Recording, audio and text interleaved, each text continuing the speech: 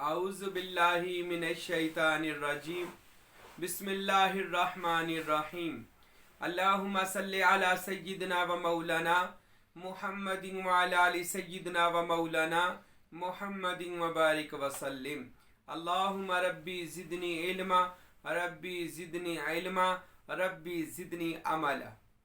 किसी दोस्त ने सवाल किया कि क्या मज़ारात पर जाना चाहिए। साईं महबूब पीर इसका जवाब दें, और जो लोग मज़ारात पर सजदे करते हैं इनके बारे में आप क्या इरशाद फरमाते हैं।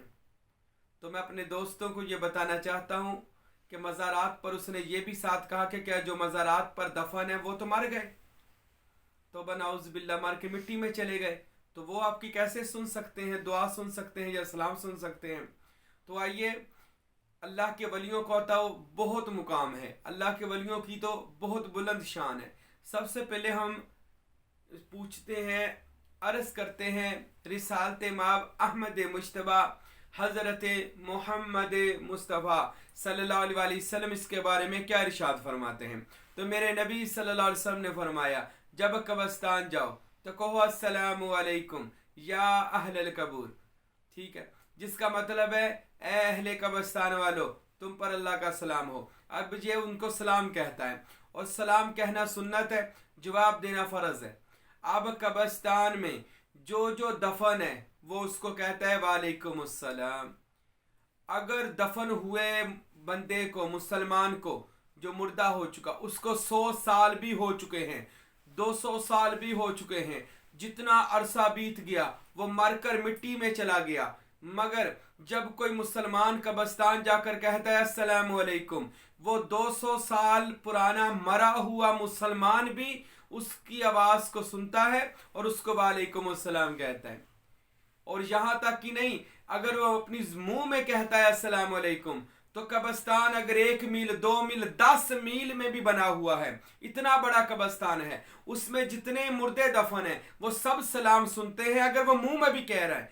अगर वो कब्रिस्तान के आखिरी कोने में भी दफन हो और उसको मरे हुए भी 100 साल हो गए हो, वो भी उसका जवाब दे रहा है। ये अल्लाह के रसूल ने इरशाद फरमाया कि मुर्दे उनकी आवाज़ को सुनते हैं, यहाँ तक कि मुर्दे कब्रिस्तान में आने वाले बंदे के कदमों की आहट को भी सुन लेते हैं।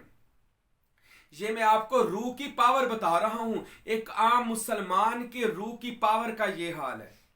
अब उठते हैं, कहते हैं जी वो तो कब्र में चले गए, मिट्टी में मिल गए, वो आपके लिए क्या कर सकते हैं, वो तो मनो मिट्टी के नीचे। अरे मेरे भाई, एक आम बंदा मरा हुआ सलाम का जवाब भी दे रहा है और हमारी कदमों की आहट को महसूस करता है। और एक हदीस में ये भी आता है, अल्लाह के रसूल कब्रिस्तान से जा रहे थे, एक सहाबी ने कब्र के ऊपर पाँव रख दिया। अल्लाह के नबी ने फरमाया, ना ना मेरे सहाबी, कब्र पाँव न रख कि कब्र वाले को तकलीफ हो रही है। और एक और हदीस में आता है, एक सहाबी कब्र के साथ टेक लगा कर बैठा था। अल्लाह का रसूल सल्लल्लाहु अलैहि वसल्लम ने फरमाया, ओ मेरे सहाबी, कब्र से टेक न लगा, कब्र वाले को तकलीफ हो रही है। अब वो कब्र के मनो नीचे, मिट्टी के नीचे दफन है, ये आप बेहतर जानते हैं, मैं बेहतर जानता हूं, या रसूल अल्लाह सल्लल्लाहु अलैहि वसल्लम बेहतर जानते थे। ठीक है, तो अल्लाह के रसूल सल्लल्लाहु अलैहि वसल्लम फरमाते हैं कि कब्रिस्तान वालों को ऐसे तकलीफ होती है, उनको कब्र से टेक भी लगा ले तो, और उनको सलाम कहा जाए। मेरे भाई, ये तो हम बात करें कि आम मरे हुए बंदे की। तो लोग पूछते हैं कि अल्लाह के वलियों के मज़ारों पर जाना चाहिए। अल्लाह के वली तो वो लोग हैं जो अल्लाह की राह में मारे गए। कुरान मजीद में आया, जो अल्लाह के रास्ते में मारे गए। गोया अल्लाह का रास्ता सिर्फ मैदान जंग नहीं होता, अल्लाह का रास्ता ये भी है कोई दीन की तबलीग करता हुआ मारा जाए, कोई इसमें अल्लाह ज़ात के तसव्वुर करता हुआ मारा जाए, कोई तसव्वुर इसमें मोहम्मद का तसव्वुर करता हुआ मार जाए।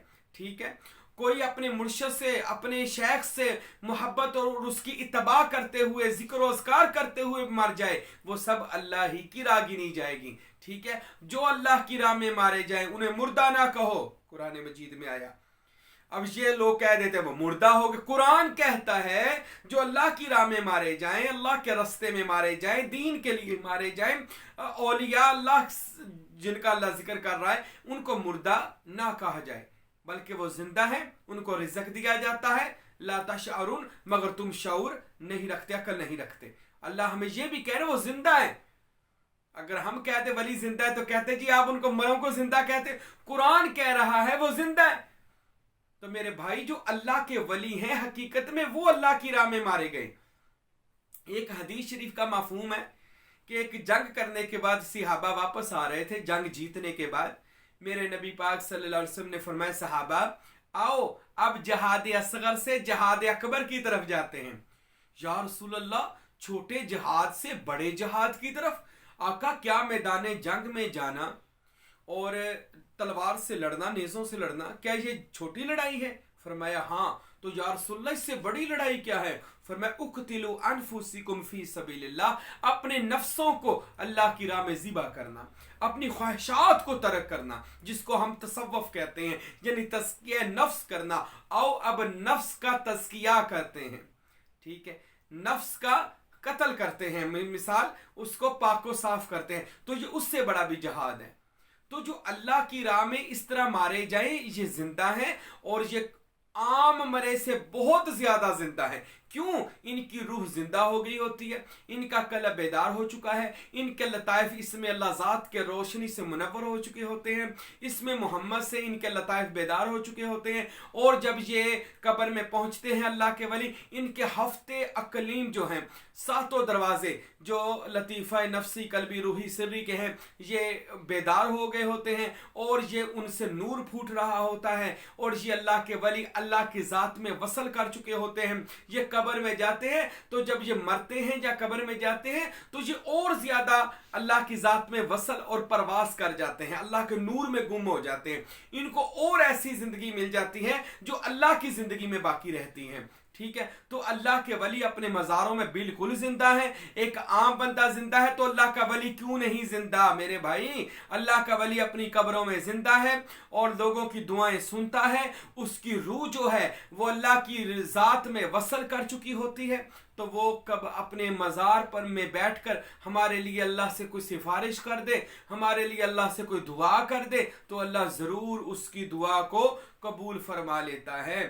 تو یہ بالکل صحیح حق مزارات پر جانا چاہیے، ان کے فیوض و برکات ولیوں کے لینے چاہیے، کیونکہ اللہ کے جو ولی ہیں ان کا کسی جگہ سے گزر جانا، کسی مقام پر بیٹھ جانا، ولیوں کا کسی مزار پر ان کا جسم اطہر ہونا، تو یہ اس جگہ کے لیے بھی متبرک، وہ جگہ بھی مقدس اور متبرک ہو جاتی ہے. جیسا قرآن مجید میں بھی آیا کہ جناب موسیٰ علیہ السلام نے جب کہا تھا کہ یا اللہ کہ میں نے علم لدنی سیکھنا ہے، کوئی دنیا میں بندہ. فرمایا ہاں موسیٰ ایک بندہ ہے حضرت خضر، یا اللہ اس کی کوئی نشانی؟ تو حضرت موسیٰ علیہ السلام کو اللہ نے حکم دیا کہ مچھلی لے کر تم سفر کرو اپنے غلام کے ساتھ. یوشع بن نون تھے غالباً، تو اس کے ساتھ سفر کرو. تو وہ سفر کر رہے تھے تو فرمایا جہاں پر یہ مچھلی زندہ ہو جائے سمجھ لینا وہاں پر اللہ کے ولی کی جگہ پر آپ پہنچ چکے ہیں، جہاں پر آپ کو علم لدنی یعنی علم معرفت ملے گا. تو یہ تو قرآن میں موجود ہے. حضرت موسیٰ اپنے نوکر کے ساتھ جا رہے تھے، تو جب وہاں پر پہنچے رستے میں وہ مچھلی زندہ ہو کر پانی میں اس نے چھلانگ لگا دی. تو بعد میں پوچھا اپنے کہ یوشع بن نون سے کہ کیا وہ مچھلی کہاں ہے؟ حضرت وہ تو ایک جب علاقہ آیا تھا رستے میں سفر کرتے ہوئے، اس علاقے میں وہ دریا میں کود پڑی. فرمایا تو نے مجھے کیوں نہ بتایا؟ اللہ نے حکم دیا تھا جہاں میرے ولی کا ڈیرا ہے وہاں پر یہ مچھلی زندہ ہو جائے گی. یعنی اللہ کے ولیوں کے جگہ سے بھی گزرو گے تو وہ مچھلی زندہ ہو جائے گی. مثال اللہ تعالیٰ نے دی کہ مردہ دل زندہ ہو جائیں گے. اللہ کے ولی جس جگہ پر رہتے ہوں، جس جگہ پر ان کا مقام ہو، ان کا گھر ہو، ان کا آستانہ ہو، ان کی درگاہ ہو، دربار ہو، اگر آپ وہاں پر جا کر بھی کوئی دعا کرتے ہیں اللہ اس دعا کو قبول و منظور فرما لیتا ہے. میرے بھائیوں مزارات پر جانا چاہیے، ان سے ان کے توسل سے اللہ سے دعا مانگنی چاہیے. ان کو یہ بھی کہنا چاہیے حضرت میرے لیے دعا فرمائیں. وہ بھی اللہ سے دعا کر کے آپ کو کوئی بھی چیز اللہ سے وہ عطا کروا سکتے ہیں. اللہ نے ان کو یہ اللہ کے ولیوں کو یہ اختیار بالکل موجود ہے. اب دوسرا سوال یہ تھا کیا ولیوں کے جو سجدے کرتے ہیں تو یہ تو شرک ہے، حرام ہے. تو میرے بھائی سجدہ کوئی بھی نہیں کرتا، یاد رکھیں. پیشانی کو جھکا دینے کا نام سجدہ نہیں ہے. کوئی بندہ جھک جاتا ہے، چوکھڑ چوم لیتا ہے تو کوئی بندہ کہ یہ تو سجدہ کر رہا ہے. میرے بھائی یہ سجدہ کیسے ہو گیا؟ سجدے کی 3 شرائط ہے. ایک سجدے کی اول شرط ہے وضو بھی ہونا چاہیے، قبلہ رخ ہونا چاہیے، اور اس کو آپ خدا مان کر سجدہ. ویسے سجدے کی 14 شرائط ہیں, میں آپ کو 3 اہم شرائط بتا رہا ہوں, ٹھیک ہے.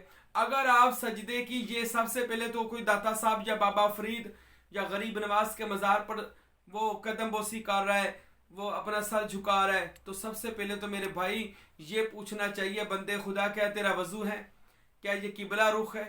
کیا تو داتا صاحب کو, بابا فرید کو معاذ اللہ خدا کا خدا مان رہا ہے یا خدا کا بیٹا مان رہا ہے؟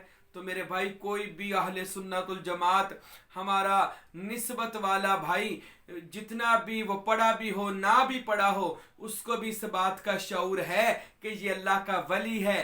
داتا علی حجویری اللہ کا دوست ہے, اللہ کا بیٹا نہیں ہے, اللہ کا شریک نہیں ہے, اللہ کا برابر نہیں ہے, اللہ کا مقابل نہیں ہے, بلکہ وہ اللہ کا دوست ہے. تو دوست سمجھ کر محض جھک جانا, اس کو سجدہ نہیں کہتے. سجدہ ہونے کے لیے, سجدہ کرنے کے لیے سب سے پہلے قبلہ رخ ہو اور اس کو آپ اپنا خدا مان رہے ہیں, تب وہ سجدہ ہوگا, اور یہ شرک ہے. کوئی بھی ہمارا سنی اہل سنت الجماعت نسبت والا بندہ کسی بھی ولی کے آستانے پر اس کو خدا سمجھ کر سجدہ نہیں کرتا. ہم سب کو اللہ کا ولی سمجھ کر جھکتے ہیں, جھکنا سجدہ نہیں ہوتا, ٹھیک ہے. جھک جانے میں قرآن فرماتا ہے وَرْكَعُوا مَعَ الرَّاكِعِينَ, جھک جاؤ جھکنے والوں کے ساتھ. اب جھکے لوگ کون ہیں؟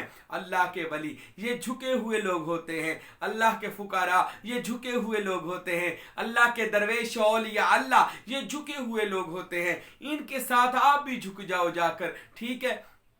اب یہ کہیے وہ سجدے کرتے, بھائی سجدہ نہیں ہوتا, پیشانی کو جھکا دینے سے سجدہ نہیں ہوتا.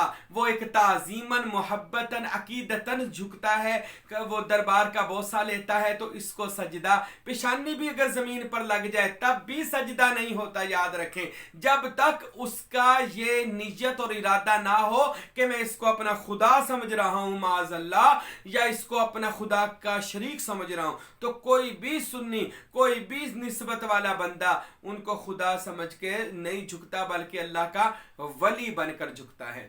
اور تیسرا سوال یہ بھی تھا, کیا مزارات پر چادریں چڑھانا چاہیے کہ نہیں چڑھانا چاہیے, کیوں چادریں چڑھاتے ہیں؟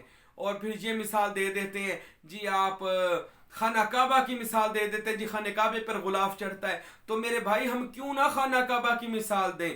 میرے نبی محترم جناب محمد مصطفیٰ صلی اللہ علیہ وآلہ وسلم نے ارشاد فرمایا المؤمن افضل الکعبہ, اور حضرت بلال کو کعبے کی چھت کے اوپر چڑھا دیا اور لوگوں کو بتایا کہ دیکھیں میرے غلام کی کیا شان ہے کہ یہ کعبے کی چھت پہ ہے. اور ایک اور حدیث ہے ترمذی شریف کی کہ خانہ کعبے کو توڑنا اتنا بڑا گناہ نہیں جتنا بڑا گناہ کسی مومن کا دل توڑنا ہے, ٹھیک ہے. کعبے کی حرمت سے زیادہ مومن کے دل کی حرمت ہے اللہ تعالیٰ کے نزدیک اور اس کے رسول کے نزدیک. اور کہہ دینا آپ خانہ کعبے کی مثال دیتے ہیں. میرے بھائیوں یاد رکھیں, اللہ کے ولیوں کے مزار پر چادریں چڑھانی چاہیے, اس لیے چڑھائی جاتی ہیں. اب یہ سن لیں کیوں چڑھائی جاتی ہیں چادر مبارک.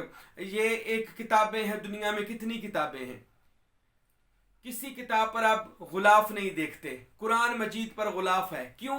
یہ بتانا مقصود یہ ہوتا ہے یہ اللہ کی مقدس کتاب ہے. باقی بھی کتابیں ہیں, یہ نرالی کتاب ہے, یہ انوکھی کتاب ہے, یہ برکت والی کتاب ہے, یہ خدا کی کتاب ہے, غلاف ڈال دیا جاتا ہے.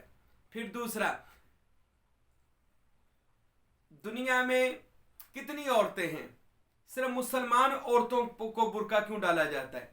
بتانا یہ مقصود ہوتا ہے کہ یہ کوئی عام عورت نہیں ہے, یہ مسلمان ہے, محمد مصطفیٰ کا کلمہ پڑھنے والی عورت ہے, حضور کی امت کی عورت ہے, اس لیے دور سے پہچانی جائے گی کہ یہ کوئی عام عورت نہیں ہے. دنیا میں کتنے خدا کے گھر ہیں, صرف خانہ کعبہ پر غلاف کیوں ڈالا جاتا ہے؟ اور میرے بھائی اس وجہ سے ڈالا جاتا ہے, لوگوں کو بتانا مقصود ہے کہ دنیا کے بت قدوں میں پہلا یہ گھر خدا کا, ہم پاسباں ہیں کہ اس کے یہ پاسباں ہمارا, یعنی یہ پہلا گھر ہے خدا کا. سارے جہاں دنیا میں مساجد سے افضل مساجد بیت اللہ شریف ہے, اس وجہ سے اس کے اوپر افضل والا ہونے کے وجہ سے اس کے اوپر غلاف چڑھایا جاتا ہے. تو میرے بھائی ولی یا نبی کی قبر پر مزار پر چادر چڑھانا اس لیے ہوتا ہے کہ بتایا جائے یہ عام مرے بندے نہیں ہیں, یہ مسلمانوں میں ممتاز لوگ ہیں، ولی لوگ ہیں، اس وجہ سے ان کی قبروں پر چادر ڈال کر خوبصورتی دی جاتی ہے اور لوگوں کو بتایا جاتا ہے کہ ان کو بھی عام قبریں نہ سمجھا جائے۔